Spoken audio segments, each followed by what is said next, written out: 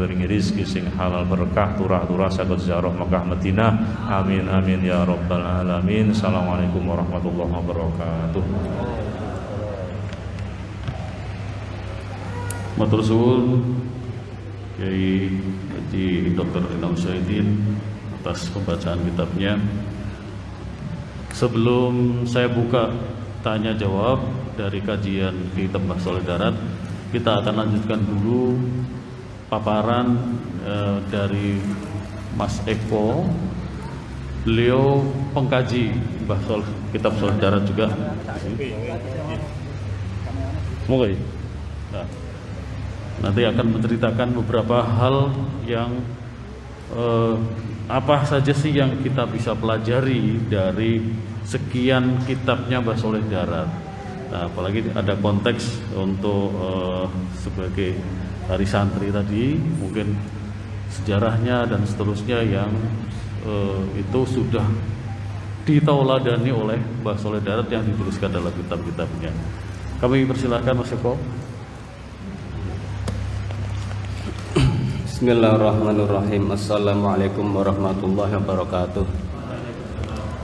A'udzu billahi minasyaitonir rajim. Bismillahirrahmanirrahim. Alhamdulillahirabbil alamin wa bihi nasta'inu ala amrid dunya waddin wassalatu wassalamu ala asrafil anbiya'il mursalin wala haula wala quwwata illa billahil aliyil azim. Amma ba'du. Mungkin para alim, para ulama, para kiai, para gus, mugi para ning, para punyai ingkang tansah dalam dereki menggah sabda pangandikanipun wonten asanipun para sesepuh, para benesepuh linanggung ting mriki hadir Bapak Tamara nggih Pak nggih. Aldi Tamara. Pak Aldi Tamara selaku takmir Masjid Baitul Muslimin wonten ing lingkungan perumahan Greenwood kados Hollywood nggih. Oh nggih. Kampung Hollywood. Nggih. Ingkang tansah kita hormati Bapak-bapak, ibu-ibu, para muhibin ugi para dzurriyyah simbah waliullah Mbah Yai Soleh Darat ingkang tansah kita trahani. Bismillah, monggo kita kunjukkan Rasul kita wonten ngarsa dalem Allah Subhanahu wa taala. Kita ikraken bitahmid alhamdulillahirabbil alamin keranten saking mapinten nikmatipun hidayahipun tuwin inahipun kula waket kula panjenengan sedaya saged makempal manunggal wonten ing sedaya majelis ingkang banget menggah berkahipun ageng menggah karomahipun. Karena kula panjenengan sedaya ngrawuhi ndugeni punapa ingkang dados kersanipun timbalanipun simbah Kyai Soleh Darat ngoten nggih. Lumantar para pengurus, lumantar para muhibin, lumantar para dzurriyyah ngoten nggih. Allahumma sholli ala sayyidina Muhammad. Salat ma'asalam kita tansah katur dumateng junjungan Nabiullah Muhammad sallallahu alaihi wasallam ingkang tansah kita tangga-tangga kita rantaran semoga syafaatipun wa tabi'ahban menantuni hatal akhir. Amin Allahumma amin. Para bapak, para ibu nanggung dumateng Bapak Kiai Inam nggih ingkang dalam takdimi. Salajengipun kula badhe matur wonten ngarsa panjenengan sedaya. Kula niki sadosa-dosase mboten pantes matur kathah-kathah wonten ngarsa panjenengan sedaya keranten Bapak Ibu Kang Mas Mbak Yu niki ingkang rawuh niki dados muhibinipun. Bahkan wonten ingkang dados dzurriyyahipun kan wonten dzurriyyahipun simbah Waliullah Kyai Soleh Darat. Dene kula ki mboten sanes menapa. Kula wingi sederek kula nggih, guru kula Gus Ikhwan niku lak tiba-tiba melokoto kula. Nah, tiba-tiba wah kira bandai kula kan. Kapure ndugeni wonten majelis kopi soda ngaten niki, lha apa soda. Padahal tak waca niku sarengan niku lho. Kalih bahasa Indonesia. Oh nggih nggih. Apalagi dipun tiyang Jawa Sulawesi. Oke. Lah kalau makmum Gus Inam lah ngoten lho. Makmum. Oh niku nggih. Saya itu cemas. Seminggu ki cemas. Kalau mau matur opo, mau bicara apa di hadapan para muhibin para duriya. Nggih. Muhibin duriya iki cara tare nek tarekat sebadal nggih. Lah niku lajeng dalam sowan kalih para guru kula, para senior kawula teng Bawen niku wonten setunggiling duriah saking Mbah Hamid Kajoran. Nggih. Mbah Hamid Kajoran. Beliau paring asma diberi nama nggih Pak nggih. Bernama Gus Abdur Rasyid. Nggih. Nek sing nate PKPNU teng Kajoran pilih Berson. Nah, Gus Rasyid itu putra mantu nggih, tapi paling senior di dalam keluarga Gus Bako. Lainnya masih kecil-kecil putra Gus Bako. Sinaso putra sampun kang pendut. Lah nate ngendikan, Gus kula niku nek trimo ning ngarepe ansor kula mungkin kaya Bung Karno ngendikan. Ngarepe Ibnu IPPNU niku insyaallah kula saged dangu ngendikan. Ning niki kula niku dawuhi kalih Gus Ewan kapure matur wonten ing majelis Sembah Syekh Saleh Darat. Oh, ganti panjenengan mawon. Kula mboten pangkate ping mriku wonten. Lah, beliau ngendikan, "Mboten saged Gus." Mboten saged, Pak. Lah pripun? Niku pun jatah panjenengan ngoten. Lah kok saged? Secara adab nggih. Niku asline sing dawuh sing timbal iki Mbah Saleh Darat. Sinaosa lewat walaupun melewati para pengurus muhibin dan duriyah ingkang dipun asmani Kopi Soda komunitas. Lek tore kae Mbah Putih Futuhiyah niku kan jelas enten mursite, enten khalifah, enten tapi Mbah Saleh Darat kan mboten ngono. Oh ngoten to Gus, nggih. Lah terus kinten-kinten kula kedah matur napa. Nggih niku mawon. Derek dugeni menghadiri apa yang menjadi undangan dari Sembah Syekh Saleh Darat. Titik. Tabaruk ala berkah nggih. Ngalap karomahipun supados keluberan. Nah, keluberan sedaya berkah langkaranipun Mbah Wali Saleh Darat. Yang kedua, dan ini mungkin penting untuk kita semuanya pahami dan kita semua ketahui bahwa si Gus Rasyid niku wau, betul nggih. Gus Rasyid nanti teras ngendikan. Baik kok, pripun Gus? Kula niku nate pikantuk riwayat, nggih. Riwayatipun Mbah Wali Kiai Mbah Yai Hamim Jazuli niku nate ngendikan dumateng putranipun ingkang asma Gus Robert. Lah Gus Robert ngendikan dhateng kula pripun? Ngendikan ngaten. Beliau isinya dari berita istilah dari riwayat itu adalah ini. Satu-satunya ulama Jawa Tengah, ulama sepuh Jawa Tengah yang ketika mengsyarahi kitab-kitab utama, kitab-kitab yang sekarang dibaca di pesantren-pesantren salaf, yang kemudian ketika nulis itu dirawui musanafnya, itu hanya Mbah Kiai Saleh Darat. Ngoten Gus. Masya Allah. Dan kalau dadi tambah bedhedhek tambah napa ndredeg ati kula. Terus langsung ditasih niku. Imam Ghazali niku rawuh. Nggih rawuh niku. Pada saat Mbah Saleh Darat itu nulis nyarai Amujian, kitab Munjiat. Petikane saking kitab Ihya Ulumuddin niku beliau rawuh. Niku sing pirsa Gusmi. Gusmi iki wali wali agung nggih. Wali kang misuwur ngeten. Kabeh kalihipun riwayat sanad ingkang sami, riwayat dengan sanad yang sama Pak Tamara. Niku itu ya. Niku juga ngendika. Ning kula mboten badhe komentari niku. Gus, umpamane sampeyan kuwi, umpamane kowe kuwi kok hadroh ning nggon makam wali wilayah Jawa Tengah. Kok ngasih sembranamu ki ora komplit le muhadharah Fatihah. Kuwi wis terwakili ngeten nggih, sudah terwakili dengan hadroh kepada Mbah Wali Allah Soleh Darat. Nah, ini yang dicatat. Itu nggih. Jadi ada dua hal berita yang sangat besar buat saya pribadi karena selama ini saya itu juga penggemar jarak jauh loh Gus.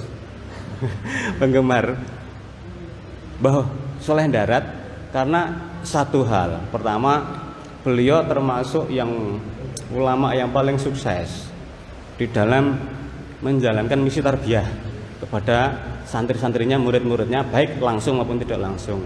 Terbukti bahwa dengan 3 Pak Takmir Masjid dari 3 legenda santri itu, Pak Kartini, terus Mbah Wahid Hasyim dan Mbah Hasyim Asyari dan Mbah Ahmad Dahlan, itu 3-tiganya adalah pernah taklim sama Mbah Soleh Darat. Walaupun barangkali ada beberapa versi itu mondok nyantri langsung atau napa ngaos teng ketas itu Mekah gitu sifatnya betul mondok ngoten. Nah, paling tidak itu sudah menjadi catatan sejarah dan sejarah itu sudah masyhur. Nah, sanesipun kula grambyang-grambyang. Saya agak kabur dari karena apa? Karena kita kehabisan data nggih Pak. Data-datanya itu yang ada legasi dari Simbah Kyai Soleh Darat itu kan cuma kitab-kitab dan barangkali catatan yang ada di Amsterdam ya ketika ketika Kartini nyantri di beliau, kemudian beliau nek ngendikane Mbah Yahya Halwani teng NU Channel nggih. Niku kan Kartini nyuwun supados Al-Qur'an dijawake supados dia bisa mengakses. Yang kedua, kitab itu, terjemahan itu kan kemudian sampai di Singapura kemudian dicetak. Padahal Singapura masih dalam kekuasaan Inggris ya, bukan seperti jajahan berbeda. Artinya kan sudah melewati suatu lintas negara, lintas kekuasaan politik. Yaitu dicetak. Dan kemudian Mbah Halwani ngendikan ini adalah cetakan terjemahan atau tafsir Al-Qur'an dalam bahasa di luar Arab yang pertama, dengan bahasa bangsa Melayu yang pertama di Asia Tenggara, dan itu adalah catatan sejarah.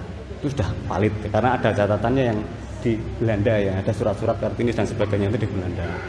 Yang kedua, istimewanya itu Mbah Wali Soleh Darat itu punya karya-karya yang Masya Allah nilainya luar biasa, mutunya. Saya tuh ngerasake dhewe, saya tuh bersaksi ketika maca itu nikmatnya sama ketika saya mendengarkan kiai yang sangat fasih dan sangat tertil, sangat disiplin membaca kitab kuning, tarkibnya, i'rabnya, terus variasi maknanya. Nah di kitab Mbah Soleh Darat itu saya tuh langsung merasakan, saya tuh orang kita sidik kan yang ngaji teng pondok pesantren nggih. Ya 3 tahun nek kon apal apiah kan ra mungkin. Nek kon iso maca kitab kok tarikh mungkin. Tapi kan tahu merasakan langsung, ngoten. Merasakan langsung bacaan-bacaan kitab dari guru saya, Mbah Zamrodin yang muridnya Mbah Maksum Lasem. Nah, itu gayanya sudah masuk dan Mbah Soleh Darat ini paling praktis untuk masyarakat umum. Ini punya peran penting karena satu hal yang peran penting dari kitab-kitab Mbah Soleh Darat itu punya satu, membantu merekatkan jarak antar golongan Islam santri yang cenderung putihan gitu. Terus dengan Islam abangan yang ada ketinggalan di dalam praktik keagamaan, di dalam pemahaman dalam hukum sehari-hari. Itu artinya apa? Itu ada rekonsiliasi sosial, mendamaikan, relatif mendamaikan. Kita bayangkan aja, berarti masih kondisi masyarakat Abangan itu masih tertinggalan dalam akses ilmu yang menjadi eksklusif ya, yang menjadi hak eksklusif orang-orang pesantren yang bisa baca kitab, dan paling kitab santri sendiri yang mendengarkan, jarang yang bisa baca. Itu ada kesenjangan, dan golongan santri ini akan semakin terbatas dalam satu zona-zona tertentu, tidak bisa akan kesulitan berbaur, ada kegagalan sosial. Itu pun masih diganggu, diinterupsi oleh kebijakan-kebijakan punah kolonial yang paling pinter mengeksploitasi gitu, mengeksploitasi antar golongan, antar kelompok di dalam sosial itu. Ini banyak menolong, dan pada akhirnya Islam ala Indonesia ini kemudian lebih jauh, lebih merata dalam kehidupan masyarakat Jawa yang awalnya adalah Abangan, awalnya adalah beragama tradisional Jawa. Ini luar biasa. Makanya dalam tulisan saya, satu tulisannya Toto tulis itu saya punya keyakinan, punya satu dugaan kuat, cenderung meyakini tonggak pertama Islamisasi di Jawa dan Indonesia itu adalah oleh Wali Songo ya, sebagai peletak dasar Islam Jawa, Islam bergaya rohmah, Islam amit-amit, Islam Nusantara gitu. Itu Wali Songo. Tapi itu baru dikerangka dan nilai-nilai tok. Dalam praktik belum, karena Ki Ageng Pengging sudah kemudian menerapkan hanya spiritualitas, kerohaniannya aja, syariatnya enggak. Kemudian tonggak kedua, kalau saya menilai Pak nggih, Gus nggih, mangke dikoreksi sami-sami nggih. Itu adalah Hadiwijaya. Hadiwijaya rela, terpaksa rela karena itu peristiwa direbut kekuasaannya oleh putranya si Danang Sutawijaya. Ada yang muni putra kandung, ada yang putra angkat. Itu direbut, dia terpaksa walaupun mau namanya pemimpin politik, kekuasaan kok direbut, itu mesti perlawanan. Tapi karena satu hal itu beliau sadar dalam cerita oleh Gus Dur itu ditemui oleh gurunya.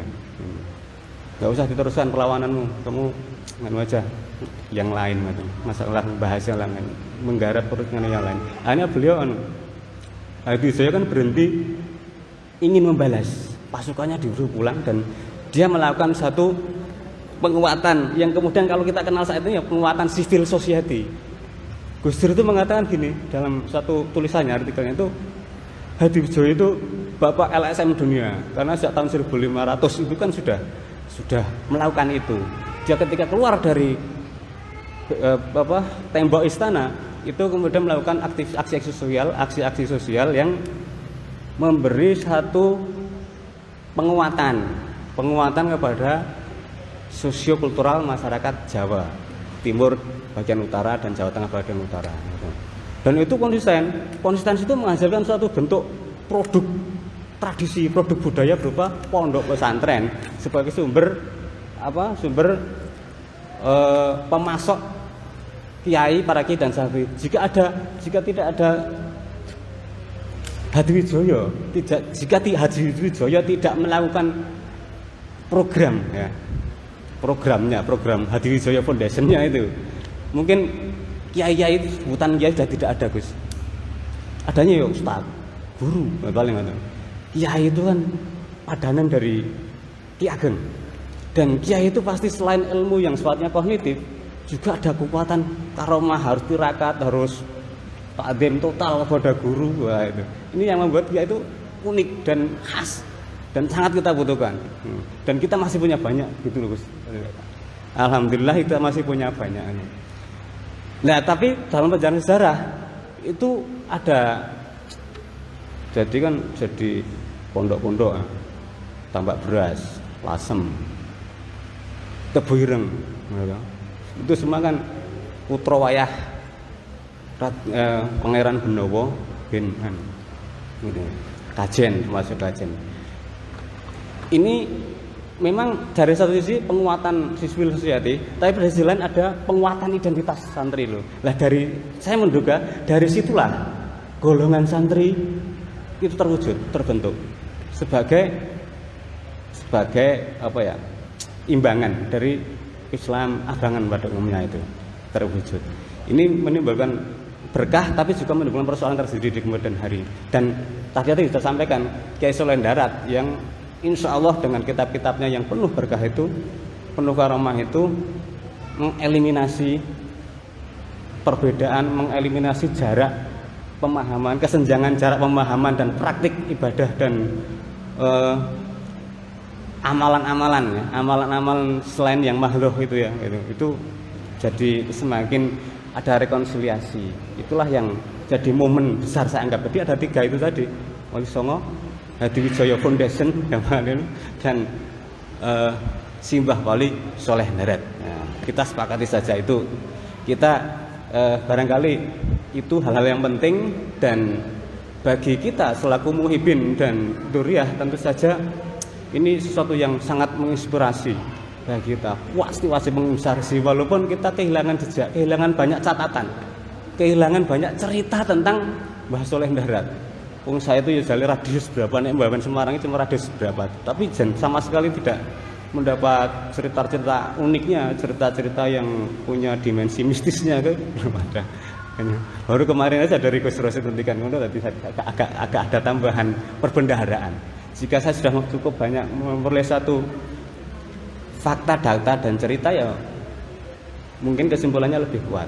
Karena itu ini adalah satu dugaan, dugaan dan feeling kulo sampai matur salah satu tunggak ketiga lah, tunggak keempat mestinya ya para duriah ini yang akan melakukan di era milenial ini. Ngoten Gus, insyaallah nyuwun ngapunten sedaya lepat dan lepat kula. Semoga pertemuan ini menjadi inisiasi kula dados muhibine Simbah Ki Soleh Darat. Amin Allahumma amin. Wal muwaffiq ila thoriq. Wassalamualaikum warahmatullahi wabarakatuh. Waalaikumsalam warahmatullahi wabarakatuh. Terima kasih Mas Eko. Jadi ada 2 poin penting yang disampaikan Mas Eko kalau saya tidak salah tangkap. Satu, bahwa di dalam proses penyusunan kitab yang dilakukan oleh Mbah Soleh Darat itu tidak semata-mata bersifat pengetahuan kemudian beliau menulis begitu saja, tetapi dalam proses penulisan itu yang tidak dialami oleh banyak ulama besar itu adalah ketika tadi cerita bagaimana ketika menulis kitab kajiannya Ihya yang kemudian menjadi judulnya itu beliau dihadiri langsung oleh Al-Ghazali secara spiritual.